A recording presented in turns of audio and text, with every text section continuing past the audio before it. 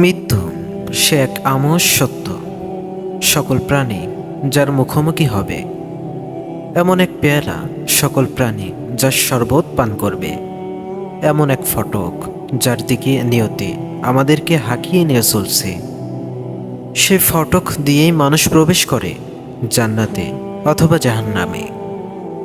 প্রাণ চলে যাওয়ায় কেবল মৃত্যু নয়, বরং মৃত্যুভোগ বিলাসিতাই মধ্য ব্যক্তিদের স্বাদ উপভোগ বিনষ্টকারী, আরাম আয়েশে মজে যাওয়া লোকদের আরাম আয়েশ ধ্বংসকারী এবং বুদ্ধিমানদের জন্য এই দুনিয়ার প্রতি আসক্ত হওয়া থেকে সতর্ককারী।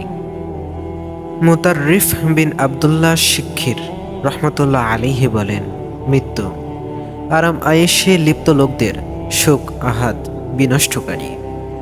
সুতরাং এমন আরাম আয়েশ তালাশ করো যাতে কোনো মৃত্যু নেই।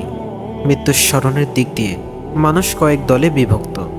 প্রথম দল, এরা নিজেদের প্রবৃত্তি ও আসক্তি নিয়ে পড়ে থাকে। মৃত্যুর প্রতি তাদের কোনো পরোয়া নেই। মৃত্যুর আলোচনা শুনতে চায় না, শুনলেও তা ক্রিয়া করে না তাদের মাঝে। এরা নিজেরাও কখনো মৃত্যু নিয়ে চিন্তা করে না, আখিরাতকে ছুঁড়ে ফেলে দুনিয়া নিয়ে মজে থাকে। এরা কুপ্রবৃত্তিকে নিজেদের ইলাহ বানিয়ে নেয়। প্রবৃত্তির লালসা তাদেরকে বধির ও অন্ধ করে দেয়। দুর্ভাগ্য তাদের ঠেলে দেয় ধ্বংস লাঞ্ছনার পথে। মৃত্যুর আলোচনা হতে দেখলে তারা স্টকে পড়ে। মৃত্যুর নসিহ শুনতে তারা পছন্দ করে না। স্থান ত্যাগ করে পুনরায় নগ্ন হয়ে পড়ে আপন কাজে। তারা সঠিক পথ থেকে বিচ্যুত এবং ভ্রান্ত পথের দিকে ধাবমান। তারা ভক্ষণ রমণ ক্রিয়ার মতো। তাদের জন্য ধ্বংস এবং তাদের সকল প্রচেষ্টা ব্যর্থ। তাদের অবস্থা এমন যেন তারা জানেই না যে সকল প্রাণীকে মৃত্যুর স্বাদ অস্বাদ গ্রহণ করতেই হবে। অনেক সময় মৃত্যুর চিন্তা তাদের মাঝে আসে, কিন্তু তারা শুধু চিন্তা ও পেরেশানি সৃষ্টি করে, আর কিছুই নয়। মৃত্যুর ভয়ে নিজেদেরকে শুধরে নেওয়ার বদলে তারা মৃত্যু থেকে পালিয়ে বেড়ানোর ব্যর্থ চেষ্টা করে, যেন তারা শোনেনি আল্লাহর এই বাণী, কুল ইন্নাল মাউতাল্লাযীনা তাফিররুনা মিনহু ফাইন্নাহু মুলাকীকুম। বলুন, তোমরা যে মৃত্যু থেকে পলায়ন করো, সে মৃত্যু অবশ্যই তোমাদের মুখোমুখি হবে। দ্বিতীয় দল, তাদের হৃদয় দুনিয়ার সাথে সংযুক্ত থাকে। তাদের সকল চেষ্টা সাধনা ব্যয়িত হয় দুনিয়ার পেছনে। তা সত্ত্বেও দুনিয়া তাদের হাতে ধরা দেয় না কখনোই। দুনিয়ার সফলতা তারা লাভ করতে পারে না। এদের সামনে মৃত্যুর আলোচনা হলে এরা তেমন একটা ভয় পায় না। তাদের মাঝে মৃত্যুর পরবর্তী জীবন শান্তিময় হওয়ার আশা কাজ করে। এ আশা তাদেরকে আখিরাতের জন্য সঞ্চয় করা থেকে বিরত রাখে।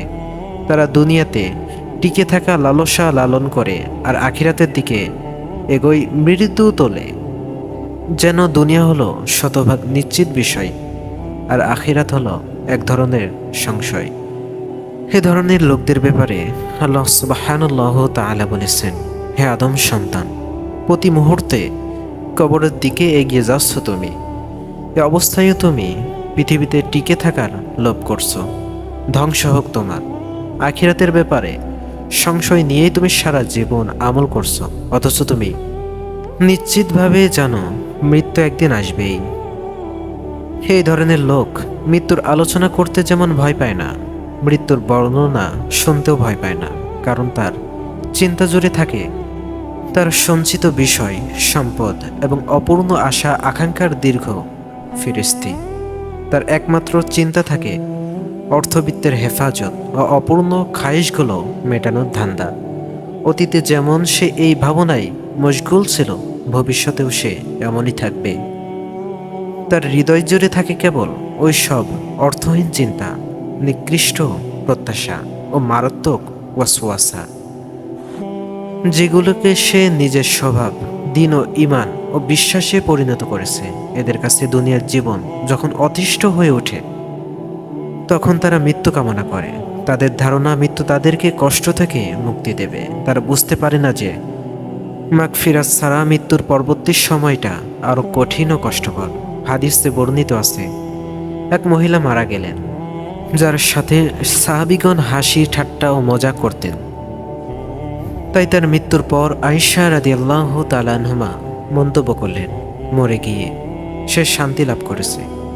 তখন রাসূলুল্লাহ সাল্লাল্লাহু আলাইহি সাল্লাম বললেন, শান্তি শান্তি তো সেই লাভ করে যাকে আল্লাহ ক্ষমা করে দেন।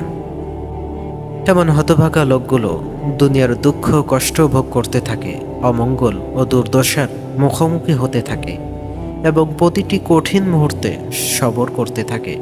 আর অচিরেই এই কষ্ট কেটে যাবে, কিংবা হয়তো জীবনে সুখ আসবে, এসব বলে নিজেদের প্রবোধ দিতে থাকে। ধীরে ধীরে তারা দেখতে পায় তাদের দলবল ছোট হয়ে এসেছে, সমবয়সী লোকজন কমতে শুরু করেছে এবং সাহায্যকারীগণ দুর্বল হয়ে পড়েছে। তবুও তারা দুনিয়াবী চিন্তা থেকে ফিরে আসে না, নতুন করে চিন্তা করে না, সমবয়সীদের পরিণতি দেখে শিক্ষা গ্রহণ করে না। এক সময় তারও সময় শেষ হয়ে যায়, শুরু হয়ে যায় তার কিয়ামত। মৃত্যু এসে তাকে ঝাপটে ধরে, দুর্ভোগ দুর্দশা তাকে বেণ্ঠন করে দেয়। তখন তার সামনে খুলে যায় বাস্তবতার পর্দা। তার দুর্ভাগ্যজনক পরিণতি তার সামনে স্পষ্ট হয়ে ওঠে। সে হায় আফসোস, হায় আফসোস, হায় আমার দুর্ভাগ্য ইত্যাদি বলে হাহাকার করতে থাকে। সেদিন সে অনেক লজ্জিত হয়, কিন্তু আল্লাহর কসম, লজ্জা কিংবা আফসোস তার কোনো কাজে আসে না। পদস্থলের পর সে তার পদক্ষেপকে ধৃত করতে যায়, এতে সে উল্টো মুখ থুবড়ে পড়ে। এভাবে মৃত্যু তার জীবনে নিশ্চিত জবনিকা টেনে দেয়। আমরা আল্লাহর কাছে এমন মৃত্যু থেকে পানাহা চাই আমাদের দুর্ভাগ্য দেখে, যেন আমাদের দুশমন অভিশপ্ত শয়তান খুশি না হয়।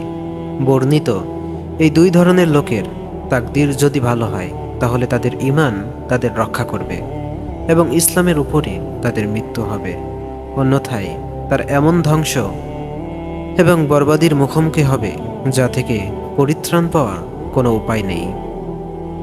আমরা আল্লাহর রহমতের ওসিলায় এমন দুর্ভাগ্য মন্দ পরিণতি থেকে আশ্রয় প্রার্থনা করি।